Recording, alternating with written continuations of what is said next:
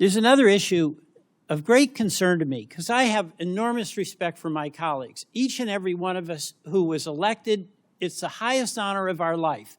Each and every one of us came here because it is in our bones that we want to try to do something beneficial and make life better for the people we represent. And we have different points of view.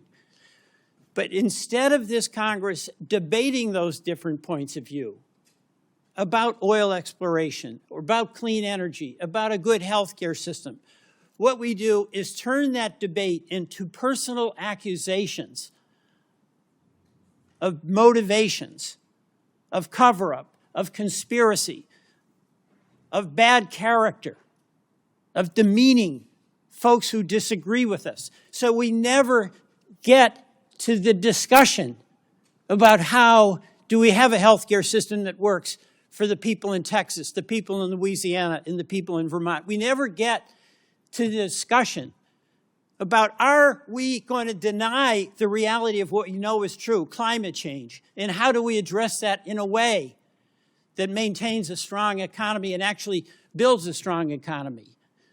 We get into the accusations that if you disagree with me, you're a left-wing radical. We get into these discussions that if you disagree with me, you're a Marxist.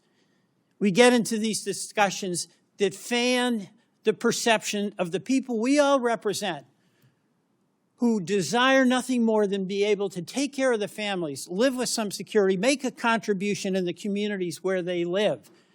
That if a person disagrees with you, they are a bad person. We will get nowhere with that approach.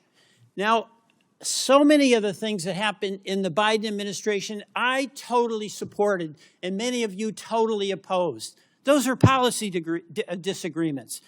He came in with COVID. We got through COVID. We can debate about how we did it, but that was an accomplishment. The American Rescue Plan, we had the biggest jobs creation in the history of the country. The CHIPS and Science Act, acknowledging that we have to have a strong economy and be able to have the best chips here manufactured in the United States. We did that. The Federal Disaster Program improved significantly. And I can go on. And I'll take up something where we didn't do well, and that's immigration. You won that argument. But does it mean that those who disagreed with you and along the way were bad people, should be labeled Marxist, should be condemned? The American people ultimately gets to decide. But to the extent that we have a responsibility that we share, Republicans and Democrats, whichever side of the issue you're on, is to debate the issue and not debase the people who are in the debate. That's what I see as the crisis that we're facing in this Congress.